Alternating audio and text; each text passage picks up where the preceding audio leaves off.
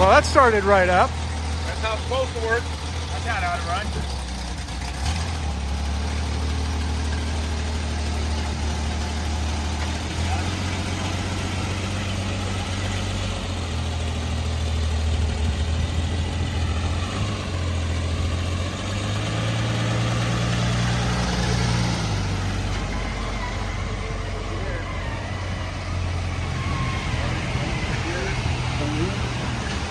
Rolled right Oh, out. thank you.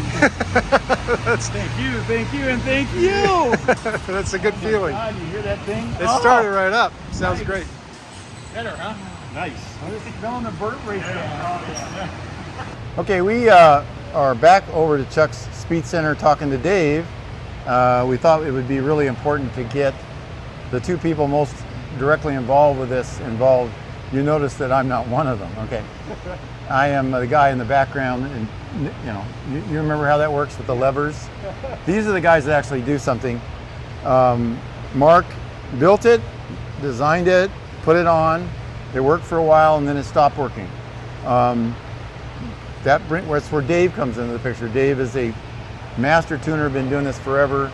Worked for the great Bob Ream for some time, who's a legend all over the planet. And if you don't know who he is, it's Imagine Injection, and he does incredible work. We did a show over there about the 53 Skylark, belongs to Chuck DeHarris, who, by the way, won his class at the show in Los Angeles. So Very good. he did really well. But back to this. Yes. We built the car a while ago, quite a little while ago. In terms of mechanical, we've been working on other things in the interim. But meanwhile, back at the car, the carburetors have got gas in them. We're not smart enough to know that we don't leave fuel in the carburetors for months at a time. So, and we hadn't converted to race gas at that point. So, if a car's going to sit around, clearly, to keep this condition in where it's at this moment, we really want to advise people to try and find some race fuel that doesn't have alcohol in it, and use it. It'll facilitate starting. It keeps the plungers from drying out. Accelerator pumps. Accelerator pump plungers do not dry out as readily because the alcohol is not there. Is that true, Dave? Mm-hmm. They dry out. And They once dry out dry anyway, but they won't push fuel. right, and they don't push fuel. So we don't want to exaggerate the problem by putting something that's drying in there. That's where alcohol is not a good thing. All right, so now we've got the system back up and running, and Dave was good enough to get everything running more or less, but we had a vacuum leak. Goes back to Mark, who designed it and who realized that the high idle was as a result of too much air going in and causing it to idle up. Well, in an automatic car, that's not going to work because they have a stall speed on the automatic transmission that requires that the engine settle down. We couldn't get it to idle down. Mark was able to get rid of those. Now it's back to Dave, and now Dave is putting the final touches on it so that it starts and runs. And we've had it sitting here for a day or so. They had enough sense to know that they start and run when they're warm sometimes, and they don't start when they're cold. So they put it outside and made sure that on a cold start it had been sitting for 8 or 10 hours. Yes. That's the real acid test. Anybody can get an engine running right after it's warm. We want to know when the guy goes out there in the garage and he hits that starter, what's going to happen. Too much vacuum going into the motor will raise the idle up substantially higher just to give the ability to idle at all. When you do that, you have to have the throttle plates of the carburetor so far open just to achieve that idling process. Then what happens is when you go to put the car in gear and you put the load on the transmission, it either will not run because there's such a large RPM drop because of the vacuum leak, or it will idle so low that it is not a comfortable situation to drive in. Okay, I got you. So we found that the vacuum leak was underneath, in between the intake, plenum, and the adapters for the carburetors, and then it goes back to Mark, and Mark takes care of that problem. No more intake leak. Then at that point you adjust everything all over again to where the motor's happy. Yeah, so he had to redo it in the context of no vacuum leak because he's trying to compensate for that in the first go round. Okay, right. So for those of you who are not 10 minutes from Truck Speed Center, We're trying to do this really to help people that have systems. This is uniform. It doesn't have to be a multiple carb setup. Right. It's the same problem when you go to, you got an engine built in the 30s and a transmission built in the 60s. So when those two guys come together, there's got to be an accommodation for the differences between those two eras and how they operate. What did you have to do to fix the vacuum leak? What was involved? Oh, I just replaced the gaskets underneath the adapter plates and silicone them to the intake. Okay. So took care of the vacuum leak. Got to remember, this is a handmade system. Some people refer to it as homemade, but that's Rolls Royce. We're talking about this one is handmade. So when you have that, you don't have, you know, a machine fly cutting everything dead flat, and you don't have manufactured gaskets. So we gotta make all that stuff up. Yeah, right. And there's a tiny bit of leakage. It's going to dramatically affect how the engine runs, and that's what happened. Small leak times 3. Yeah, exactly. So now those are gone. Now Dave has an engine that he can actually tune according to not having to compensate for all that air rushing in. So now we got, and now I'm about to start it, and let's see what happens. So, Dave, so now pick us up now. Now we know where we left off. But what did you do since we saw it last? Physically. Basically, it's a matter of then starting over from that point, saying, okay, here's our baseline. We know we don't have a vacuum leak now.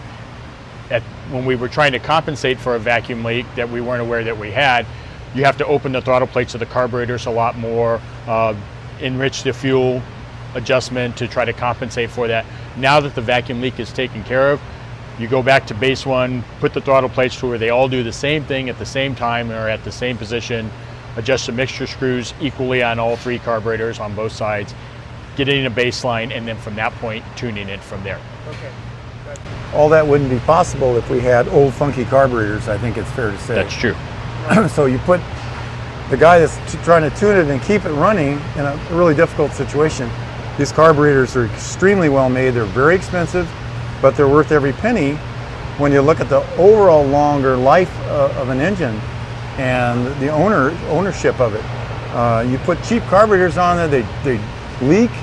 The castings aren't very good anymore. They're 80 years old. Right. You know, you can't really blame them, but when you are going to do something of this nature, you really need to step up in terms of what you buy and make sure that you not only buy really good stuff, but you have good people that are going to be taking care of it once it's on the car. Basically, it was a matter of putting the choke linkage back together, making the throttle, which is like a fast idle for a modern day car, putting that together, make sure that when you pull the lever on the inside, that the idle actually comes up by pulling the lever, making sure the choke plates close when you pull the choke lever on the inside, and that it all works together. Now it's a cold engine, and we can start it up and see what we've got. Okay, let's do that.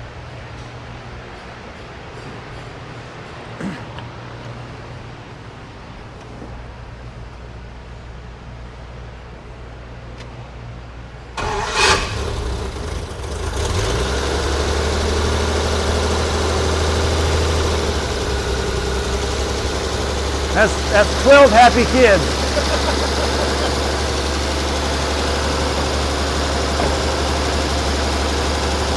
That's just pulling the throttle, not the choke. Yeah, pulling the throttle and a little bit of the choke, but not much. But the throttle just to get, till we get some heat in the motor. Right. Yeah, a modern engine has ways to compensate for that. We don't have that. Right. So we got to idle it up a little bit, let the motor warm up a little bit quicker because it's running a little faster. Okay, we let it set. There's a startup procedure with these engines. You don't just jump in them and take off. You wait for them to come up to temperature, right, Dave? Right. And that requires a little bit of patience. Valve train is alive and well. Right.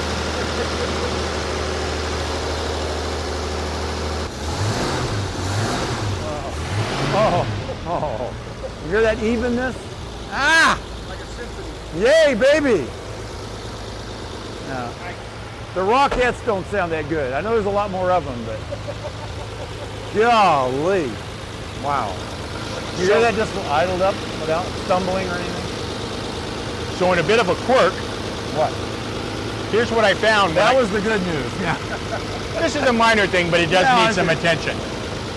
what I found is I adjusted everything as you see it now, adjusted the throttle, the choke, the mixture. I would put it on the machine. I was very happy with it. Put it all back together, close the hood, go to take it out, car won't run. Okay, what do we do here?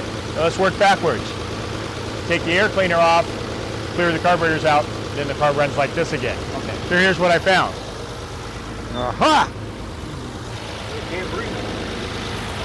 Air cleaners are no bueno. You know, you don't need to be a scientist to know that there's something wrong with that air cleaner. Do you think? What do you guys think? We shot ourselves. Maybe it's the air cleaner got a little problem?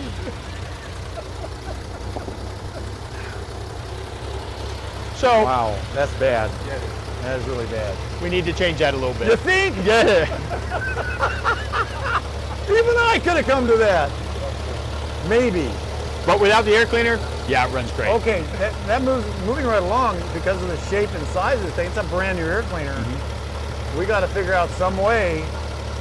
Maybe go to S&N and find if there's an air cleaner out there that will fit this format. You'd like that, and you'd like it to be as tall as you can get away with a hood clearance. Sure, get more air in there. There's always the chance that in the many amounts of times this car was trying to be run, backfiring in that it soaks that air cleaner with fuel.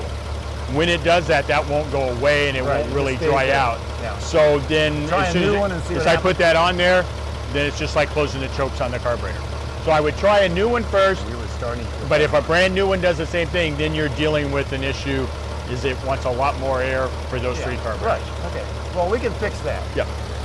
We can just open it up. This thing's not going to, run the Baja 500 or anything. Okay, so. But it don't run anywhere with that air cleaner. It's not going to run to our shop. What's it doing heat-wise? Is it? So it should idle there with no issue, and it can drop right into gear. And Yeah, I saw that when you drove it off. When you first moved it, That's great you picked up on that because when you first moved it from outside, Oh, right. started it, right, rolled it it out. had been sitting there for since 7:30 this morning. yeah. Right. That's what we were aiming for. Fantastic. You betcha. Nicely done. Wow. Okay. Yes, sir. Seems All to right. work well. And a big thank you to Chuck's Speed Center here in Phoenix. Yes, that Chuck's Speed Center since 1966. We appreciate them throwing out the welcome mat to us here today.